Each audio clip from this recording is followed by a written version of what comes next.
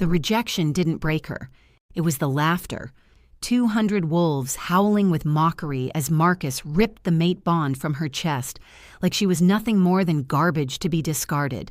But the laughter died the moment the palace doors exploded open. 3 minutes earlier. Serena Vale had learned long ago that hope was a luxury orphans couldn't afford. She stood at the edge of the ceremonial hall with the other servants, her plain gray dress marking her as invisible among the silk gowns and tailored suits of the Silvercrest elite. The Luna ceremony was the pack's most sacred tradition, a night when wolves presented their chosen mates before the alpha and received his blessing. Serena had no business being here except to refill wine glasses and clean up spills. That was her place. That had always been her place. So when Marcus Blackwood's hand closed around her wrist and yanked her toward the stage, her first thought was that she'd done something wrong, spilled something, offended someone. Her heart hammered against her ribs as 200 pairs of eyes turned to watch the Alpha's younger brother drag a servant girl through the crowd. "Marcus," she whispered, stumbling to keep up with his long strides, "what are you doing?" He didn't answer. His jaw was set, his blue eyes cold in a way she'd never seen before.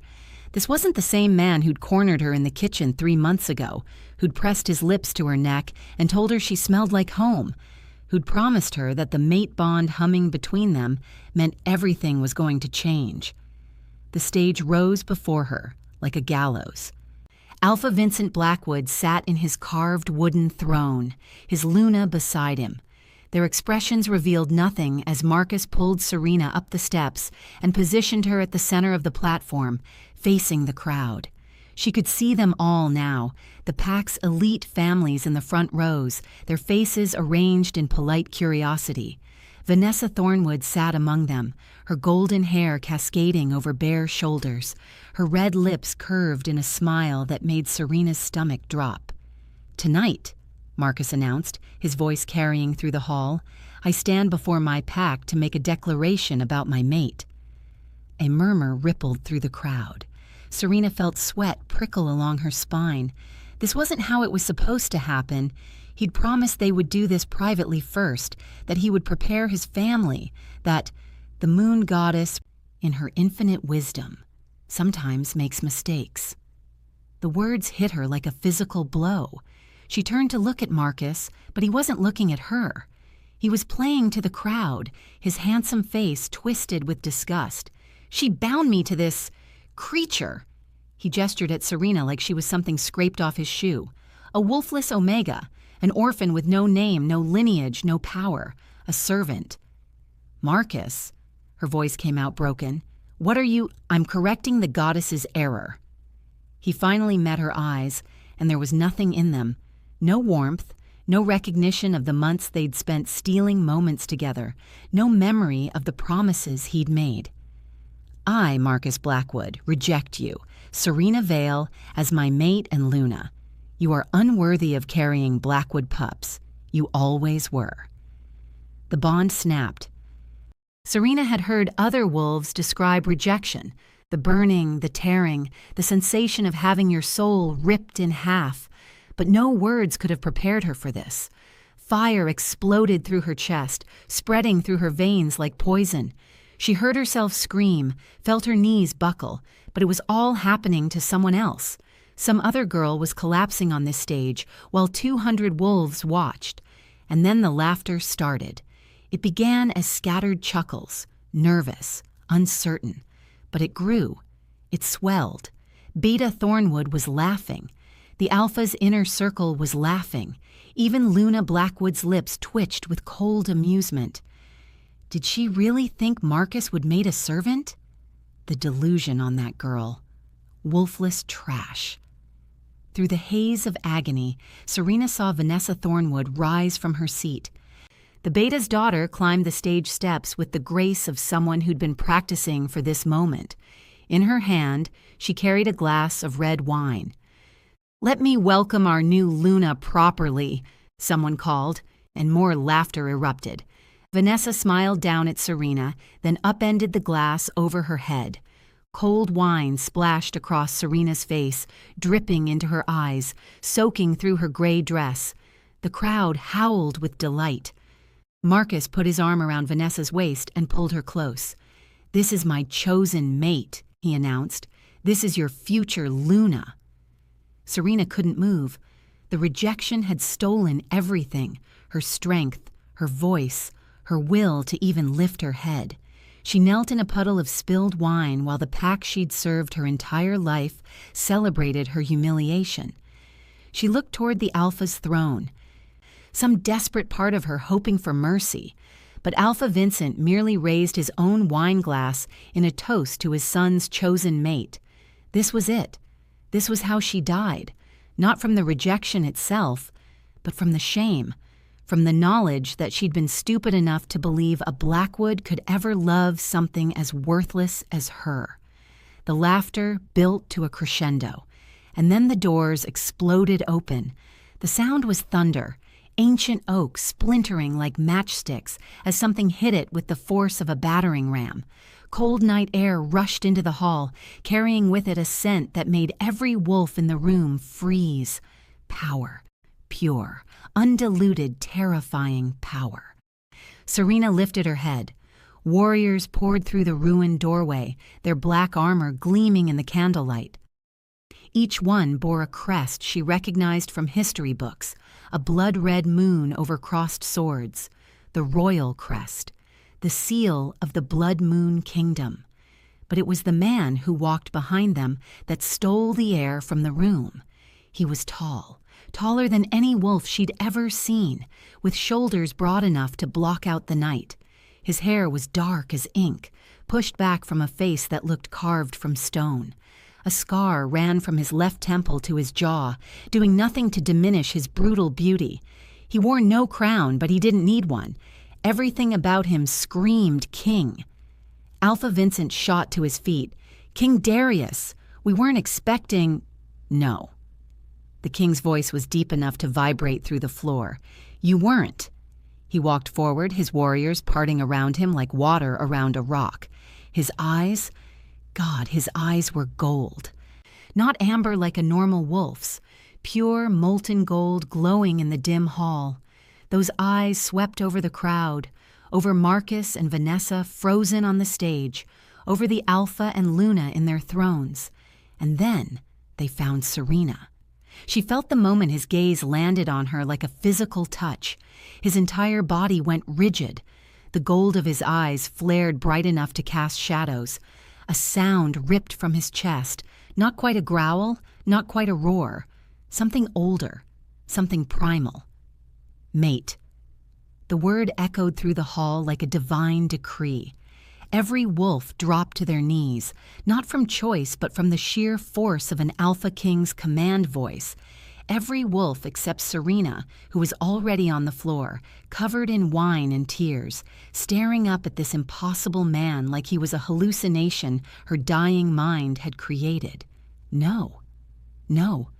This couldn't be happening. She'd just been rejected. The bond with Marcus had been ripped away. She wasn't. King Darius crossed the hall in long, deliberate strides. The crowd scrambled to clear his path, pressing themselves against walls and overturning chairs in their desperation to get out of his way. He climbed the stage steps and stopped directly in front of her. This close, she could see the restraint it was taking him not to lose control. His hands were shaking. His jaw was clenched so tight the muscles jumped beneath his scarred skin. His wolf was right there, right at the surface, fighting to break free. Slowly, as if she were something precious and fragile, he knelt before her. His fingers, surprisingly gentle for hands that looked capable of crushing stone, lifted her chin. Wine dripped from her hair onto his sleeve. He didn't seem to notice. "What's your name?" His voice was softer now, meant only for her. "Serena." It came out as barely a whisper. "Serena." He said it like a prayer, like a vow. "Who did this to you?" She couldn't answer, couldn't do anything but stare into those impossible golden eyes while her chest burned and her heart tried to remember how to beat. King Darius didn't need her answer. He'd seen enough. He rose to his full height, keeping one hand extended down toward her, an offer to help her stand when she was ready. Then he turned to face the hall, and every trace of gentleness vanished from his expression. "Let me make something absolutely clear." His voice carried to every corner, cold as winter frost. "The woman kneeling behind me is my mate, my queen, the future ruler of the Blood Moon Kingdom." Someone in the crowd whimpered, "Anyone who laughs at my queen again will lose their tongue." His gaze found Marcus, who had gone pale as death, Vanessa trembling at his side, "and anyone who rejects what belongs to me," the king smiled, and there was nothing human in it, "will lose far more." Chapter 2. The silence that followed King Darius's declaration lasted exactly 3 heartbeats. Then chaos erupted. Alpha Vincent Blackwood practically threw himself off his throne, his earlier composure shattered into desperate pieces. "Your Majesty, please. There's been a terrible misunderstanding. We had no idea the girl was that she was connected to. Her name is Serena." The king didn't turn around. His eyes remained fixed on some point above the crowd's heads, as if the Alpha of Silvercrest wasn't worth the effort of direct attention. "Use it." Vincent flinched like he'd been struck. "Of course, Serena. We had no idea that Serena was... No idea that she was starving in your pack house while you held feasts?" Darius's voice was conversational, almost pleasant. Somehow that made it worse. "No idea that she was scrubbing your floors while your son used her for entertainment? No idea that she was your responsibility, a member of your pack, and you let her be treated like an animal?" Luna Blackwood had risen now, too, her face arranged in an expression of maternal concern that made Serena's stomach turn. "Your Majesty, if we had known she was special, she shouldn't have needed to be special to be treated with basic dignity." The words hung in the air. Serena watched from her place on the floor as the most powerful wolves in Silvercrest stumbled over themselves to appease a king they'd clearly never expected to see in person. "Please," Vincent tried again, "let us make this right. We'll offer tribute, gold, territory, whatever you desire. The eastern hunting grounds, perhaps. They border your kingdom, and we have a weapons forge that produces the finest—" "You think I want your hunting grounds?" Now Darius did turn, and the look on his face made Alpha Blackwood step backward. "You think there's anything in your pathetic territory that could compensate for what I've just witnessed?" "Father." Marcus stepped forward, and Serena had to give him credit for courage, if not intelligence. "If I'd known she was the king's mate, I never would have—" "You never would have rejected her in front of 200 people, humiliated her, allowed your chosen whore to pour wine over her head?" Darius's lip curled. "Your honor is entirely dependent on who's watching then. Good to know." Vanessa made a small sound of outrage at being called a whore, but a sharp look from her father silenced her. "I can explain," Marcus continued, a desperate edge creeping into his voice. "The mate bond. I felt it, but it was weak. She has no wolf. I thought the goddess had made an error." "The goddess doesn't make errors. Wolves do."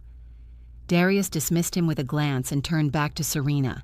She was still kneeling in the puddle of wine, her gray dress soaked through, her hair plastered to her face. She couldn't seem to make her body move. The rejection still burned through her veins, and now this impossible complication, had added shock to the pain until she felt like she was drowning. King Darius knelt before her again. His warriors had formed a protective circle around the stage, keeping the Silvercrest wolves at bay. "Can you stand?" he asked softly. She wasn't sure. Her legs felt like water, but she nodded anyway, and when she tried to rise, his hands were there, steadying her, supporting her weight without making her feel weak. Once she was on her feet, swaying slightly, the king straightened and did something that sent a ripple of shock through the hall. He unclasped his royal cloak, black velvet lined with silver fur, worth more than everything Serena had ever owned combined, and draped it over her shoulders. The weight of it was surprising, the warmth even more so, but it was the significance that made her breath catch. Every wolf in the room understood what that gesture meant. A king's cloak given publicly was a declaration of protection, of intent, of ownership in the oldest, most sacred sense. She was his now in the eyes of wolf law. No one could touch her without answering to him. "Your Majesty," she whispered, the first words she'd managed since telling him her name. "I can't. This isn't Serena." He cupped her face in his hands, his thumbs brushing away the wine and tears staining her cheeks. "I need to do something. It will protect you in ways the cloak cannot. Do you trust me?" Trust him? She'd met him 5 minutes ago. He was a king. A legend, a man whose name was spoken in whispers and warnings. Everything about him should have terrified her. But when she looked into those golden eyes, she didn't see a monster. She saw something she couldn't name, something that made her feel, for the first time in her life, like she might actually matter. "Yes," she breathed. He took her hand and turned it palm up, exposing the delicate skin of her inner wrist. Then, before anyone could react, he raised his other hand to his own mouth and bit down hard on the heel of his palm. Blood welled up, dark and rich, carrying that overwhelming scent of power. The crowd gasped. Someone shouted in protest, but Darius ignored them all. He pressed his bleeding palm to her wrist and began to speak in the old language, words that had been ancient when the first wolves walked the earth. Heat flooded through the point of contact. Not pain, something deeper. Serena felt it spreading through her veins, wrapping around her heart, settling into her bones. A mark began to form on her skin, rising like a brand but leaving no burn. A crescent moon crossed by a crown, the royal sigil. "By blood and bone," Darius intoned, "by moon and shadow, by the ancient right of claiming, I mark this woman as mine. Let any who challenge her answer to me. Let any who harm her face the wrath of the blood moon throne." The mark flared once, bright as starlight, then settled into her skin like it had always been there. Serena stared at her wrist. "What did you do?" "The royal claiming right." He released her hand gently. "It's older than mate bonds, older than pack law. It can never be broken, never be transferred, never be undone by anyone but death itself." His expression softened slightly. "You're protected now, Serena, truly protected. Whatever happens, no wolf in any territory can raise a hand against you without facing execution." The weight of that settled over her like a second cloak. She should have been grateful. She should have been relieved. Instead, panic started to claw up her throat. "Your Majesty," "Darius, when we're alone, you call me Darius. I can't be what you're looking for." The words tumbled out before she could stop them. "I'm no one. I'm nothing. I don't have a wolf.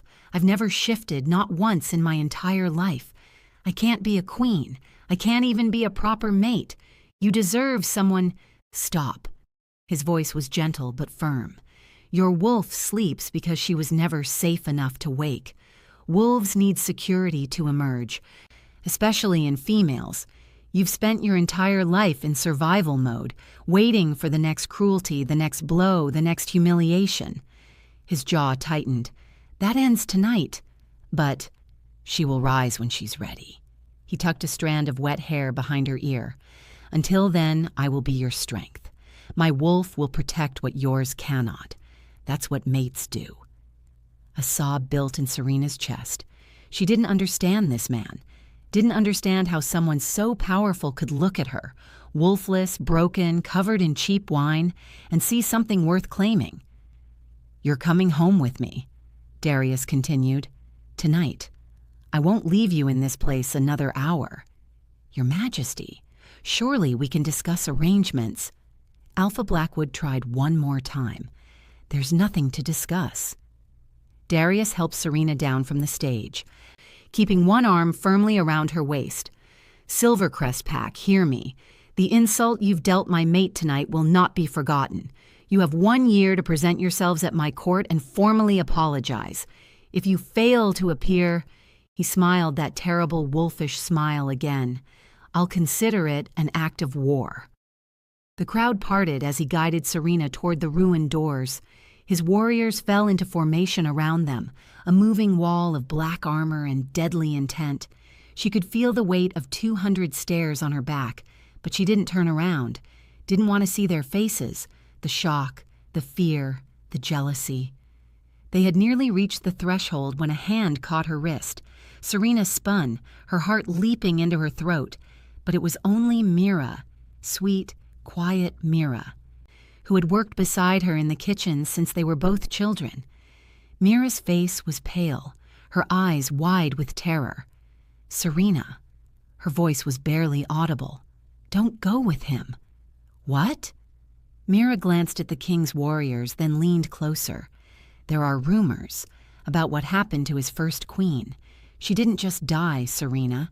She was murdered in the palace, and they never found who did it." Her fingers dug into Serena's arm. "Some people say it was him, that he killed her himself when she—" "Remove your hand." One of the warriors had noticed, his own hand moving to his sword. Mira released her instantly, stepping back, but her eyes stayed locked on Serena's face, pleading, warning. "Be careful," she whispered. "Please." Then she melted back into the crowd, and Darius was guiding Serena forward again, out into the cold night air where a royal caravan waited. Black carriages pulled by massive war horses, torches flickering in the darkness. "What was that about?" Darius asked as he helped her into the lead carriage. Serena hesitated. The warmth of his cloak surrounded her. The mark on her wrist pulsed with a strange, comforting heat. Everything about this man screamed protection, safety, home. But Mira's words echoed in her skull. She was murdered. They never found who did it.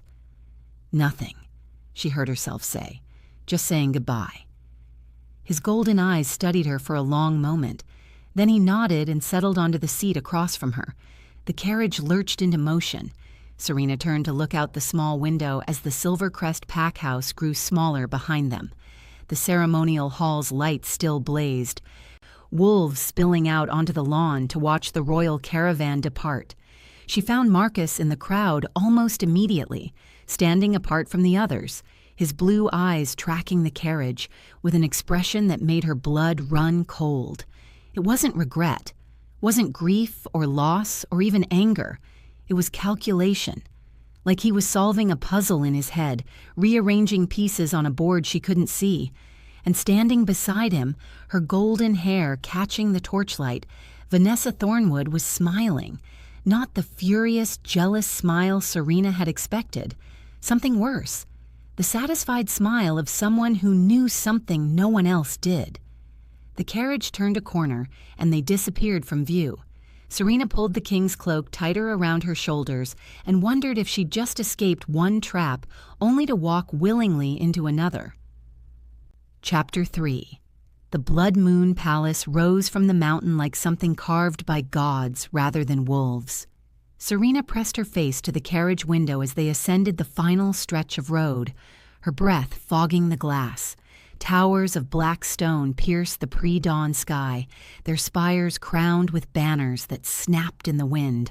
Torches lined the walls, thousands of them, casting the fortress in a flickering orange glow that made it look alive. Hungry. "It's beautiful," she whispered, though she wasn't sure that was the right word. Terrifying, maybe. Overwhelming. The kind of place that swallowed people whole. It's home. Darius had been watching her for most of the journey, his golden eyes tracking every expression that crossed her face. "You're home now." The gates opened as they approached, massive iron structures that groaned with age and power. Guards in black armor lined the entrance, dropping to one knee as the royal carriage passed. Serena shrank back from the window. She wasn't ready for this, wasn't ready for any of this. The carriage rolled to a stop in a courtyard larger than the entire Silver Crest pack house. Servants streamed down the palace steps, their movements coordinated with obvious practice. When Darius helped her out of the carriage, she found herself facing a wall of curious faces. Some of them bowed, deep, respectful bows that acknowledged her new status.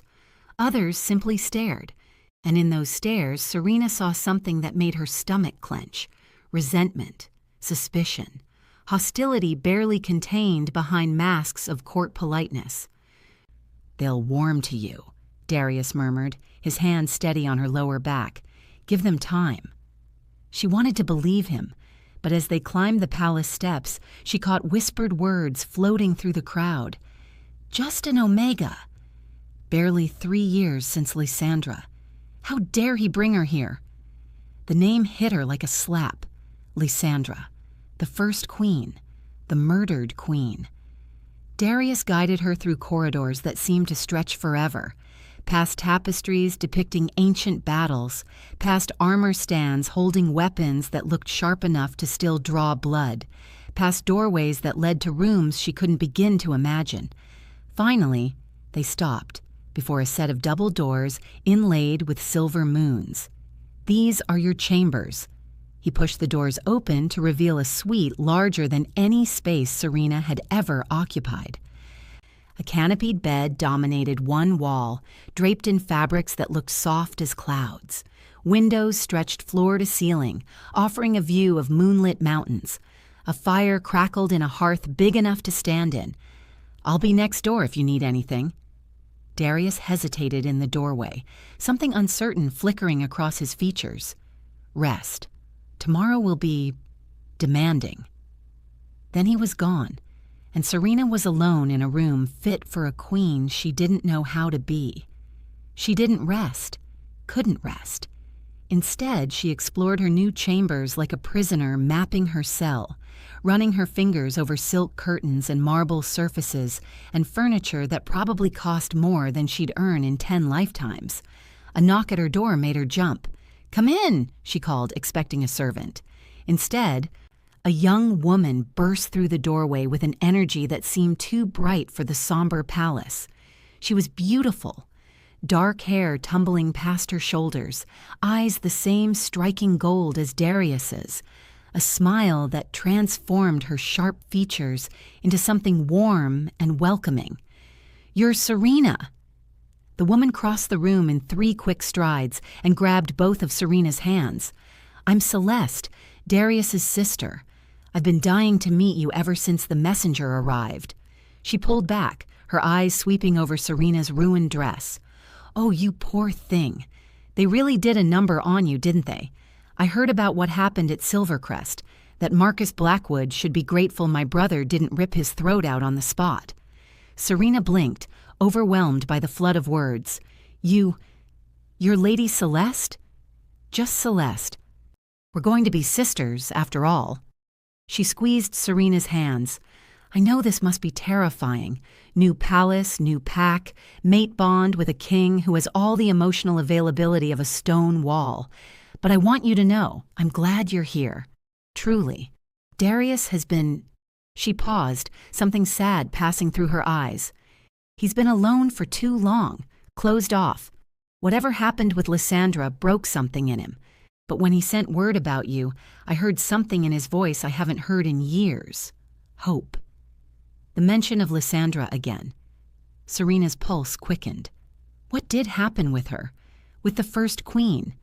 Celeste's smile faltered.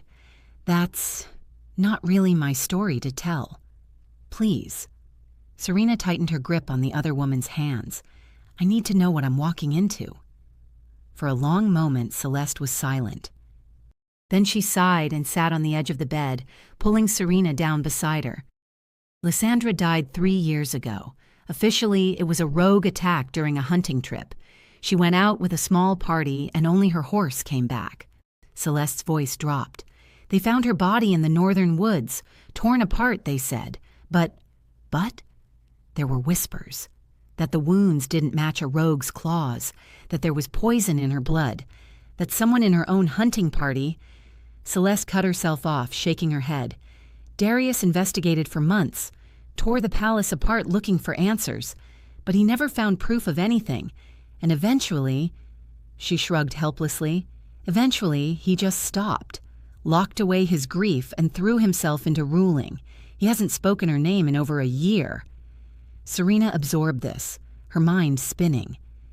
A murdered queen, a grieving king, and now her, dropped into the middle of a mystery she didn't understand. You should know, Celeste added quietly.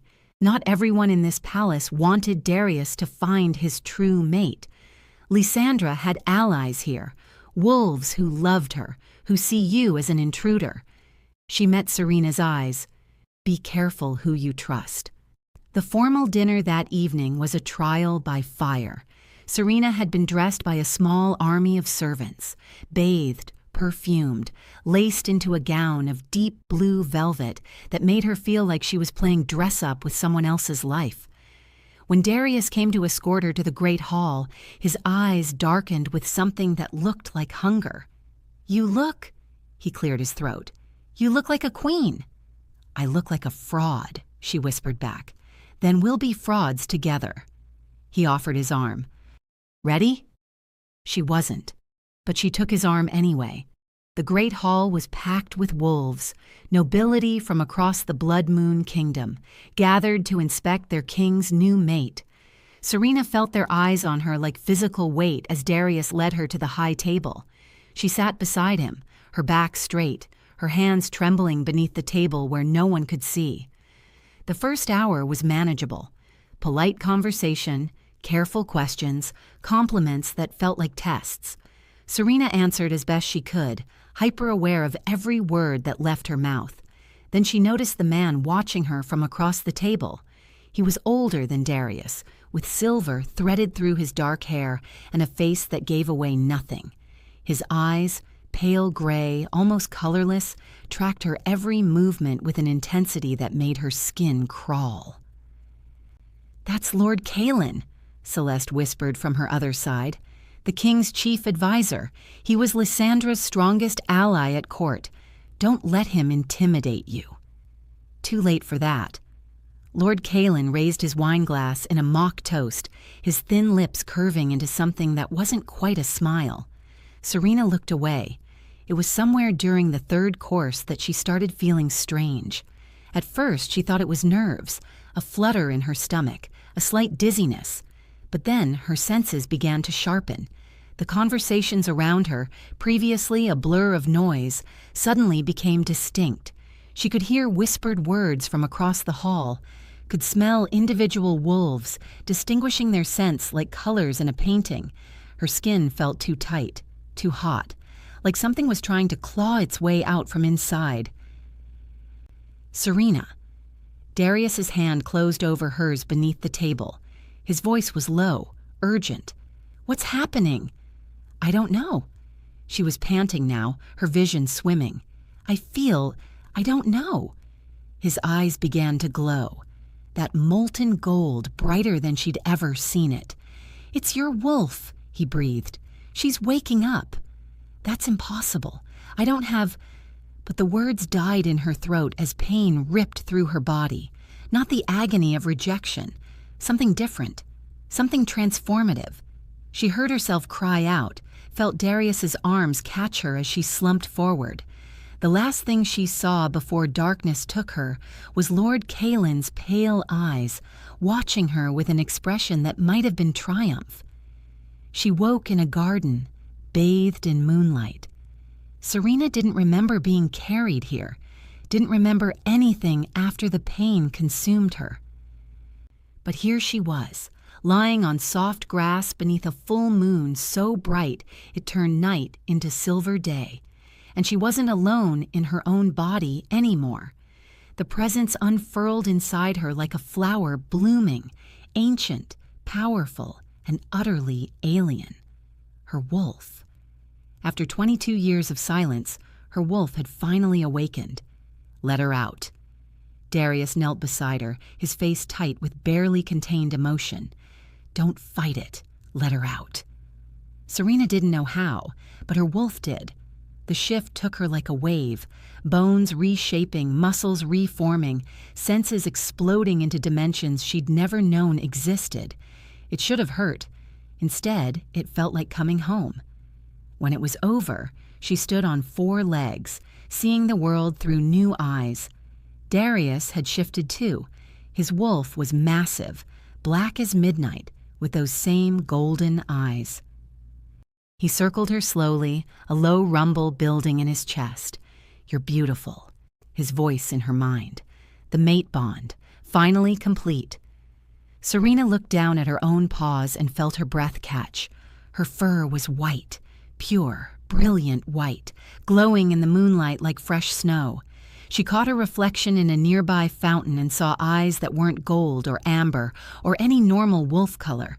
They were silver, liquid silver, like moonlight made flesh. Darius. She pushed the thought toward him, uncertain if it would work. "What am I?" His wolf went still. When he answered, there was something in his voice she hadn't heard before. Awe and fear. "Moon blessed. You're moon blessed." He shifted back to human form, staring at her like she'd transformed into something impossible. Wolves born with the goddess's own power. They only emerge once every 500 years. What does that mean? It means everything just changed. He ran a hand through his hair, visibly shaken. Moon-blessed wolves are legends, Serena. Their blood can grant immense power to anyone who drinks it. They've been hunted to extinction for centuries. The last one died 400 years ago, killed for what she could give. The weight of his words pressed down on her. She shifted back without thinking, her human body reforming as naturally as breathing. When she stood before him, naked and trembling in the moonlight, Darius wrapped his cloak around her again. "I won't let anyone hurt you," he said fiercely. "Do you understand? I will burn kingdoms to the ground before I let anyone touch you." She believed him. That was the terrifying part. Later, after Darius had escorted her back inside, Serena found herself wandering the corridors alone. Sleep was impossible. Her wolf paced inside her, restless and alert, still adjusting to her new existence. She turned a corner and found herself in a wing she didn't recognize. The torches here were unlit, the air thick with dust, abandoned clearly, but something pulled her forward anyway. A door stood slightly ajar at the end of the hall. Serena pushed it open and stepped into what had clearly once been a queen's private chambers. The furniture was covered in sheets, the windows shuttered, but traces of the room's former occupant lingered everywhere. A dried flower on the vanity, a hairbrush still holding strands of blonde hair. Lysandra's rooms. It had to be. She should leave. This felt like trespassing, like violating something sacred. But her wolf urged her forward, toward an ornate writing desk pushed against the far wall. The drawer was locked. Serena's new senses, still overwhelming in their intensity, picked up the faint scent of old paper, old ink, something hidden. She didn't know what made her do it, but she pressed her palm against the lock, and her wolf's power surged. The mechanism clicked open. Inside was a single letter, yellowed with age, addressed in elegant script. For Darius, if the worst should happen. Serena's hands shook as she unfolded it. "My love, if you're reading this, I failed. I wanted to tell you everything, but I was afraid. Afraid you wouldn't believe me. Afraid of what you'd do. Now I have no choice. I know who wants me dead. It's someone you trust completely. Someone who has been at your side for years. I don't have proof yet, but I'm close. That's why they're moving against me now. But Darius, my death is not their endgame. The seer's prophecy spoke of your true mate, a wolf of silver and snow, born to shake the foundations of our world. They know she's coming. They've known for years. If you're reading this, I've failed to stop them, and your true mate will be their next target. All my love, even in death, Lysandra." The letter fell from Serena's nerveless fingers. Somewhere in the palace, in a shadowed room lit by a single candle, a figure pressed a wax seal onto a small scroll. The message was brief. The prophecy is true. She's here. The moon blessed has risen. The figure handed the scroll to a waiting raven, which disappeared into the night. Chapter 4. Serena didn't sleep that night. She sat in her chambers with Lysandra's letter clutched in her hands, reading it over and over until the words blurred. Someone Darius trusted completely, someone who had been at his side for years. The warning echoed in her skull like a death knell. Lord Kaelin's pale eyes flashed through her memory, the way he'd watched her at dinner, the triumph on his face when her wolf emerged. She had to tell Darius, had to show him this letter before... A knock at her door made her shove the paper beneath her pillow. "Come in." It was Celeste, her face bright with excitement despite the early hour. "You need to get up. The coronation preparations are starting, and there's 1,000 things to do." "Coronation? Darius didn't tell you?" Celeste swept into the room, already gesturing for servants to follow. "You're being crowned today. Official ceremony, the whole kingdom watching. By sunset, you'll be Queen of the Blood Moon." Serena's stomach dropped. "Today? But I'm not ready. I haven't even... No one's ever ready." Celeste squeezed her hand. "But you'll be magnificent. Now come on. We have work to do." The morning disappeared in a whirlwind of preparations. Serena was bathed, perfumed, and dressed in a gown of white and silver that seemed to have been made for her moon-blessed wolf. Her hair was arranged in elaborate braids, woven with moonstone pins. By the time she looked in the mirror, she barely recognized herself. She looked like a queen. She felt like an imposter. And the letter burned against her thoughts. Undelivered, its warning growing more urgent with every passing hour. She tried to find Darius. 3 times she sent servants to request an audience. 3 times they returned with the same message. The king was occupied with ceremony preparations and would see her at the coronation. By the time the sun began its descent toward the horizon, Serena's nerves had twisted into something close to panic. Something was wrong. She could feel it in her bones, in the restless pacing of her newly awakened wolf. Every instinct screamed at her to run, to hide, to do anything but walk into that throne room. But queens didn't run. Queens faced their enemies head on. So when the great doors opened and 1,000 wolves rose to their feet, Serena walked forward with her chin held high. The throne room was vast, a cathedral of black stone and silver light. Torches lined the walls, their flames reflected in mirrors that made the space seem infinite. At the far end, 2 thrones waited on a raised dais. Darius already sat in one, his crown of twisted silver gleaming against his dark hair. His eyes found her the moment she entered, and something in his expression made her heart clench. Pride, wonder, love maybe, though neither of them had spoken that word yet. She walked the endless aisle between rows of watching wolves, her white gown trailing behind her like moonlight given form. Celeste stood near the front, beaming. Lord Kaelin watched from the shadows, his face unreadable. When she reached the dais, Darius rose and took her hand. "You came," he murmured. "Did you think I'd run?" The thought crossed my mind. His thumb brushed over her knuckles. "I wouldn't have blamed you." Before she could respond, a priest in ceremonial robes stepped forward. The ancient rites began, words in the old language, blessings called down from the moon goddess, vows spoken before witnesses. Through it all, Serena searched for an opening, a moment to pull Darius aside and tell him about the letter. The moment never came. Finally, the priest lifted a crown from a velvet cushion. It was beautiful, silver branches twisting together like a wreath, set with diamonds that caught the torchlight and scattered it into rainbows. "With this crown," the priest intoned, "we name you Queen of the Blood Moon. May your reign be long, your wisdom be boundless, and your bond with our king be eternal." He moved to place it on Serena's head. Her wolf screamed. The warning came too late. The crown touched her hair, and agony exploded through her skull. Not the transformative pain of shifting, something darker, something poisonous. It spread through her blood like fire, burning away everything it touched. Serena collapsed. Screams erupted through the throne room. She heard Darius roaring her name, felt his arms catch her before she hit the ground, but she couldn't respond, couldn't move. The poison was eating her alive from the inside, and she could feel her heart stuttering, slowing, preparing to stop. Then her wolf surged forward. Power flooded through her veins, silver light that pushed back against the darkness. Her moon-blessed blood fought the poison, burning it away molecule by molecule. It hurt. God, it hurt more than anything she'd ever experienced. But she was winning. Slowly, impossibly, she was winning.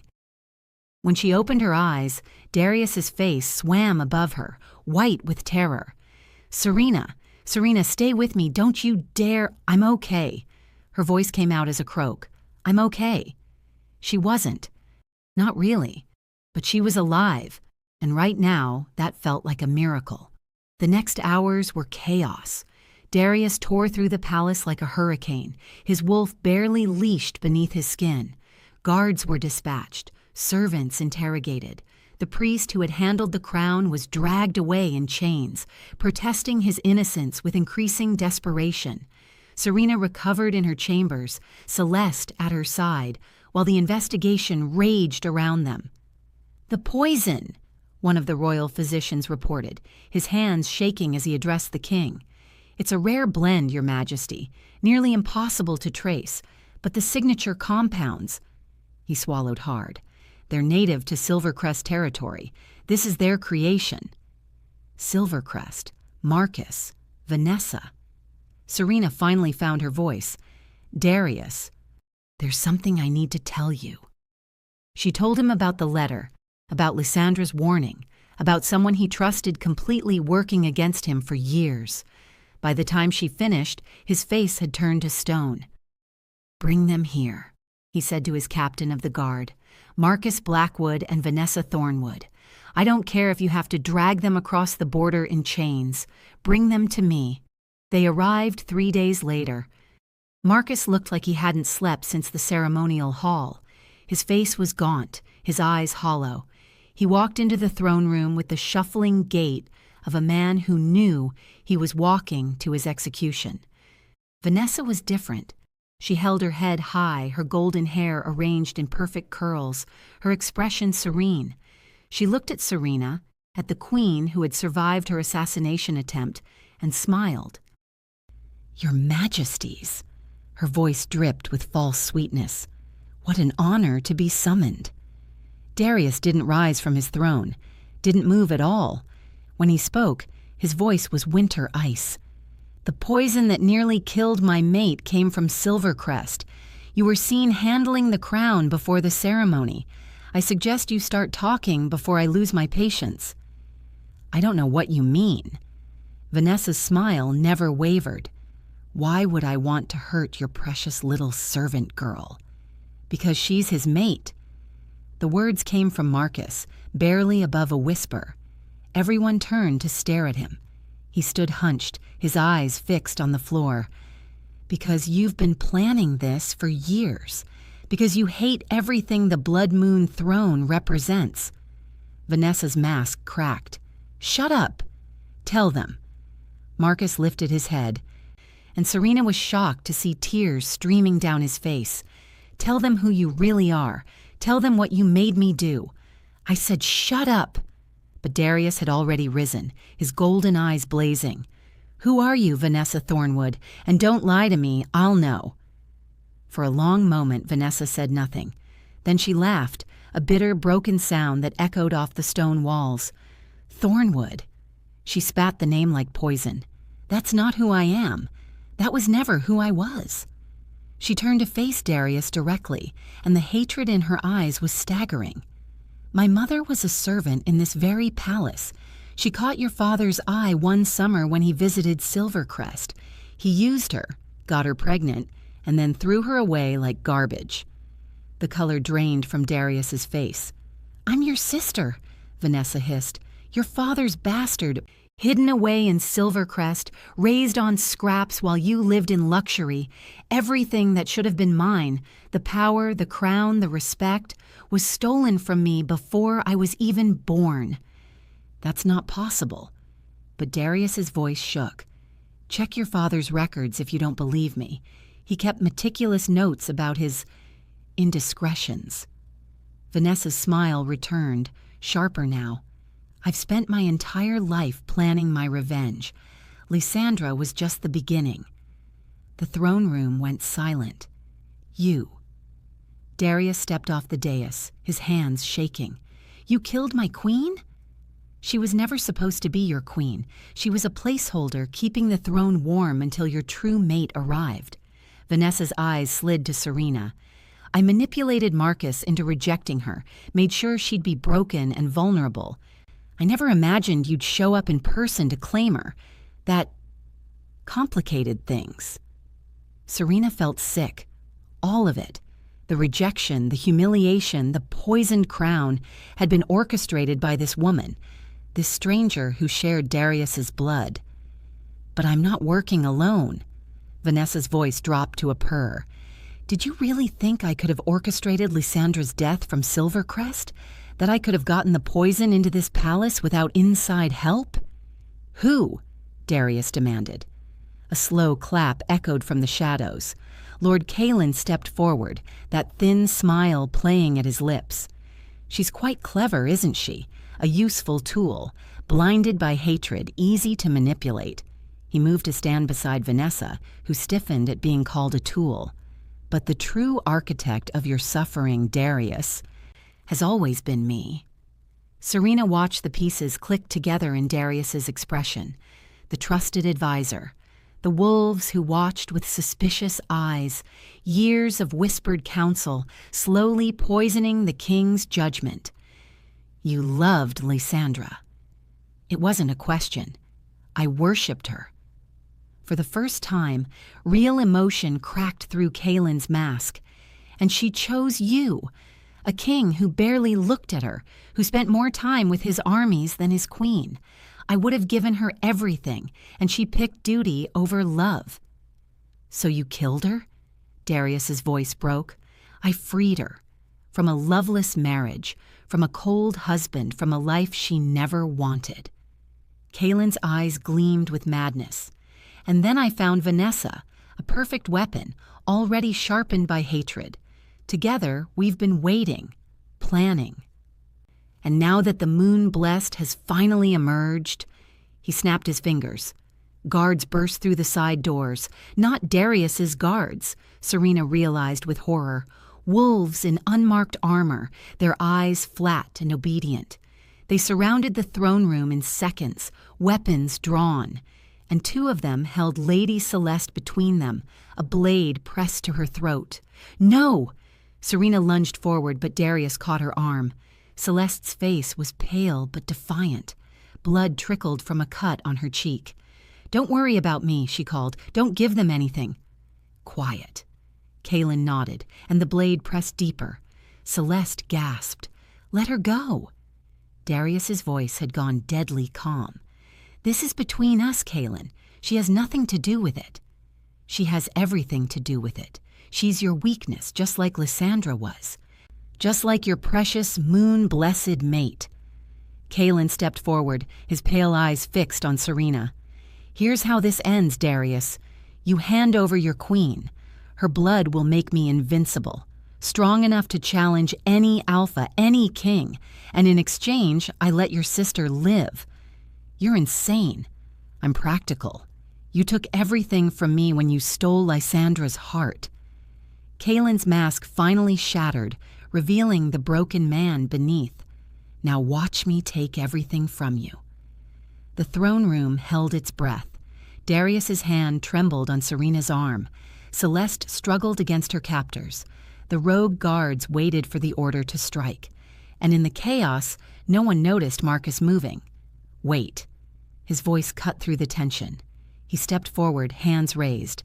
"I have information about Caelan's network, his contacts, the wolves still loyal to him in other packs. I'll give you everything. Names, locations, plans. Just—" He looked at Serena, and something like genuine remorse flickered in his eyes. "Just let me make this right." Kaelin laughed. "The rejected mate wants to play hero? How touching, and how useless. You have nothing He has the shipping manifests." Vanessa's voice was flat. She was staring at Marcus with pure hatred. "The records of every weapon, every poison, every payment. I told you to destroy them. I kept them. Insurance." Marcus's jaw tightened. "I won't let more people die for your revenge." The distraction was enough. Darius's warriors used the moment to reposition, slowly surrounding Kaelin's rogue guards. But it wasn't enough. Not with Celeste still held hostage, not with Kaelin's madness reaching its peak. "Enough!" Kaelin dragged Celeste in front of him like a shield. "Hand over the moon-blessed Darius, now, or I open your sister's throat and take what I want anyway." Serena felt her wolf stir. All her life she'd been powerless, a victim, an Omega without a wolf, without a voice, without anyone to fight for her. She'd let Marcus reject her, let Vanessa humiliate her, let the world convince her she was worthless, no more. She stepped forward before anyone could stop her. "Serena, don't!" Darius reached for her, but she was already moving, walking toward Kaelin with a calm she didn't know she possessed. Her eyes began to glow. Silver light spilled from them like moonlight made liquid, casting strange shadows across the throne room floor. Her wolf rose to the surface, not to shift but to share, to merge, to become something more than either of them alone. "You want my blood?" Her voice echoed with ancient power, resonating through the stone walls, making every wolf in the room flinch. Even Kaelin took a step back, his grip on Celeste loosening. Serena smiled, and it was not a human expression. "Come and take it." Chapter 5. The power came from somewhere ancient. Serena felt it rising through her bones like a tide, silver light that belonged to the moon itself, channeled through blood and bone and 500 years of dormant waiting. Her wolf didn't just surge forward. She expanded, filling every corner of Serena's consciousness until there was no separation between woman and beast. They were one. They had always been one. And together, they were something the world hadn't seen in centuries. "What?" Kaelin's voice cracked. He stumbled backward, dragging Celeste with him, but his movements had turned clumsy, uncertain. "What are you doing?" Serena didn't answer with words. She answered with power. It flowed out of her like ripples in still water, touching every wolf in the throne room. She could feel them now, each individual consciousness, each wolf spirit bound to human flesh. She could sense their fear, their loyalty, their hidden desires. And more than that, she could control them. The rogue guards holding Celeste went rigid. Their hands opened against their will, weapons clattering to the floor. They dropped to their knees, heads bowed, wolves whimpering in submission to a power they couldn't comprehend. Celeste stumbled free, gasping. Darius caught her, pulling her behind the protective wall of his own warriors. But Serena's attention remained fixed on Kaelin. "You wanted my blood." She walked toward him, each step deliberate, silver light trailing behind her like a wedding train. "You thought it would make you invincible." "Stay back." Kaelin drew a blade from his belt, but his hand was shaking. The arrogance had drained from his face, replaced by something she'd never expected to see there. Terror. "You don't understand what you're dealing with." She stopped 3 feet away, close enough to see the sweat beading on his forehead. Moon-blessed wolves don't just have power in their blood. They are power. We don't give strength to others. We take it. She reached out, not with her hand, but with her mind, with her wolf, with that ancient force that had slumbered inside her for 22 years, waiting for exactly this moment. And she found his wolf. It was there, bound to his soul the way all wolves were bound to their hosts, a gray, vicious creature twisted by years of jealousy and hatred. She could feel its snarl, its desperate attempt to resist her intrusion. But resistance was futile against a moon blessed in full power. No. Kaylin's eyes went wide. The blade fell from nerveless fingers. No, you can't. That's impossible. You murdered a queen. Serena's voice echoed with dual tones, her own and something older, deeper. You conspired against the crown. You threatened my family.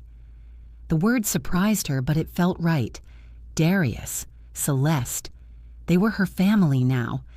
And you dared to touch what belongs to me? She pulled. Kaylin screamed. It wasn't a sound of physical pain, though that came too.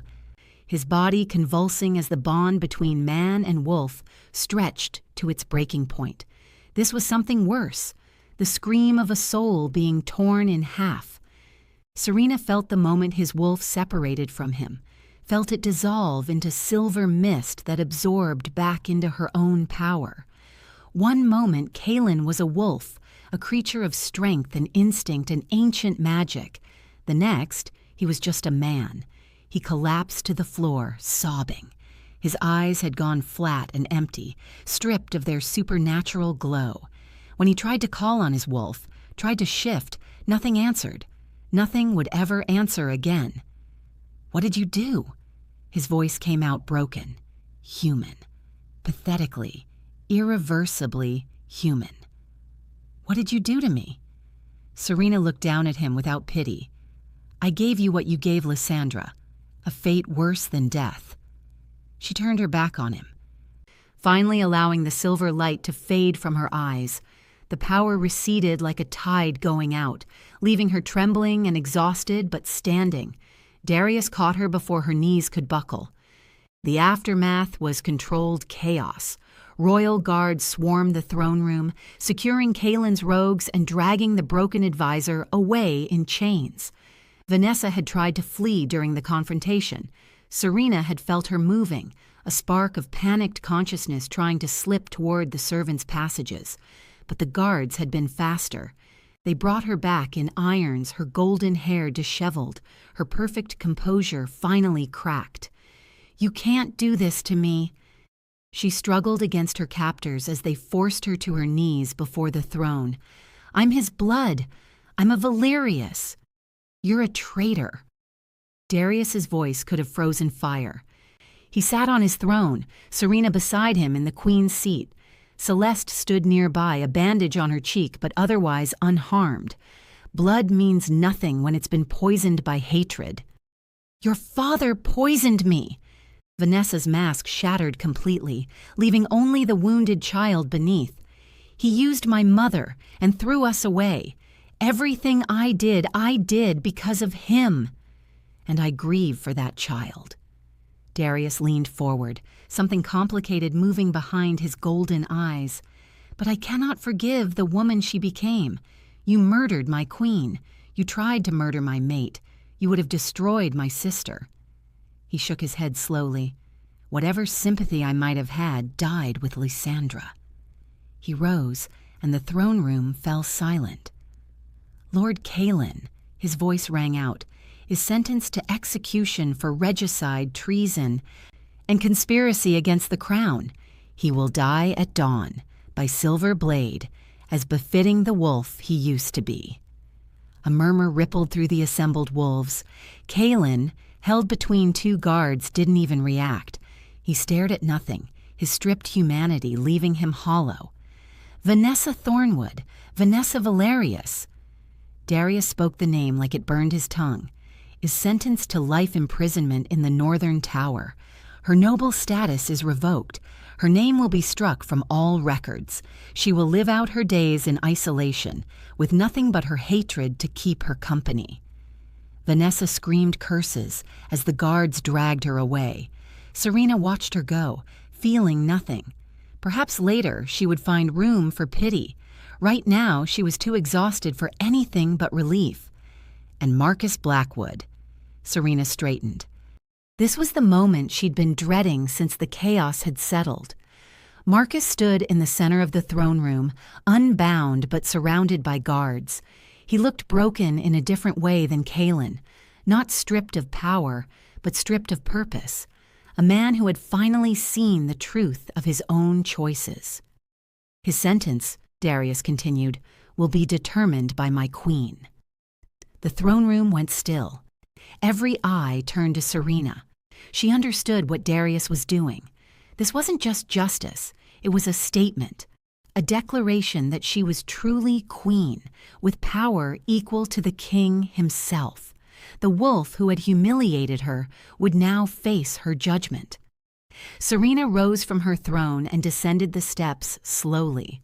Marcus watched her approach, and she searched his face for the cruelty she remembered from the Luna ceremony. The cold satisfaction as he'd rejected her, the indifference as Vanessa poured wine over her head. She found only exhaustion, and something that might have been regret. Everyone expects me to kill you. She stopped in front of him, close enough to see the shadows under his eyes. They think I want revenge for what you did. Don't you? His voice was hoarse. I thought I did. She considered him, this wolf who had once been her mate, her hope, her ticket to a better life. Looking at him now, she felt nothing. No anger, no love, no hatred, just the faint echo of old pain already fading. But death would be too easy for you, Marcus. You'd be gone in a moment, and I'd still carry the scars of what you did. So what then? Imprisonment? Exile? Service. The word hung in the air. You will be stripped of your rank and sent to the border patrol. For 20 years you will guard the edges of the Blood Moon Kingdom. You will live in cold barracks and eat soldiers' rations and defend the wolves you once thought were beneath you. She let a small smile touch her lips. And every single day, for 2 decades, you will remember what you threw away. You'll watch me rule beside Darius. You'll hear stories of our children, our triumphs, our happiness, and you'll know that it could have been yours if you'd been brave enough to defy your father. Marcus flinched at the mention of his father. That is my judgment, Serena said clearly, projecting her voice for the entire throne room. Let all wolves witness the mercy of their queen, and remember that mercy is a choice, not a weakness. She turned to walk back to her throne. Wait. Marcus's voice stopped her. She turned, finding him straining forward against the guard's grip, something urgent in his expression. There's something you need to know. He spoke low, barely above a whisper, words meant only for her ears. I rejected you because my father commanded it. He knew what you were. He knew the prophecy. He wanted you to stay weak. Serena's blood ran cold. What are you talking about? Check your parents' death records. Marcus's eyes burned with intensity. They didn't die in a rogue attack, Serena. They were murdered to hide what you are. My father knew. The Beta knew. Half of Silvercrest's leadership knew. They've been watching you your entire life, making sure you never awakened, never discovered the truth. The guards pulled him back, dragging him toward the doors, but his words echoed in her skull. Opening wounds she'd thought long healed. Her parents, murdered. Not random victims of rogue violence, but targets in a conspiracy that stretched back to her birth. She stood frozen in the middle of the throne room, the weight of a new mystery settling onto shoulders that already carried so much. 3 days later, under a full moon that turned the world to silver, Serena became queen in truth. The mating ceremony was held in the palace gardens, surrounded by ancient trees and thousands of witnesses. Wolves had traveled from every corner of the kingdom to watch their king claim his moon-blessed mate. Serena wore white again, but this time there was no poison in her crown, just moonflowers woven through her hair and the royal sigil already marked on her wrist, pulsing with gentle warmth. Darius stood before her in ceremonial black, his eyes molten gold in the moonlight. When he spoke his vows, his voice carried across the gardens like a prayer. I claim you as my mate, my queen, my equal in all things. Your battles are my battles. Your enemies are my enemies. Your heart is my home, from this night until my last breath." Serena repeated the words back to him, her voice steady despite the tears streaming down her cheeks. Happy tears. Finally, wonderfully happy tears. "Then let it be witnessed." Darius stepped closer, cupping her face in his hands. "Let it be sealed." He kissed her, deep and thorough and claiming, and then his mouth moved to her neck, to the place where shoulder met throat, and his teeth pierced her skin. The mate mark burned, but it wasn't just pain. Light exploded from the point of contact, silver light, blazing so bright that wolves across the gardens cried out and shielded their eyes. It spread outward like ripples in a pond, washing over the witnesses, over the palace, over the mountains beyond. Serena felt it traveling across the entire kingdom. Every wolf in Blood Moon territory felt their queen's power touch them in that moment. A blessing, a promise, a declaration that the moon blessed had truly risen. When the light faded, Darius pulled back, his expression awed. That was... He shook his head, lost for words. Unexpected? Serena touched the fresh mark on her neck, feeling the bond between them pulse with new strength. She could sense him now, his emotions, his thoughts, his wolf. They were connected in ways that went beyond anything she'd imagined. Perfect. He kissed her again, softer this time. That was perfect. Later that night, Serena stood on the palace balcony, watching thousands of wolves bow in the gardens below. They stretched as far as she could see, warriors and nobles, servants and scholars, old wolves and young pups, all of them kneeling for her, all of them recognizing what she had become. Darius's arms wrapped around her from behind, pulling her back against his chest. His chin rested on top of her head as he surveyed his kingdom, their kingdom. "They mocked you once," he murmured. "They'll worship you forever." Serena smiled, leaning into his warmth. A month ago, she had been a servant scrubbing floors, a wolfless omega with no hope and no future. Now she stood as queen of the most powerful kingdom in the wolf territories, mated to a king who looked at her like she'd hung the moon itself. It still didn't feel real. Maybe it never would. "There's still so much to do," she said softly. "My parents, the conspiracy, whoever else knew about the prophecy. We'll find them." His arms tightened around her.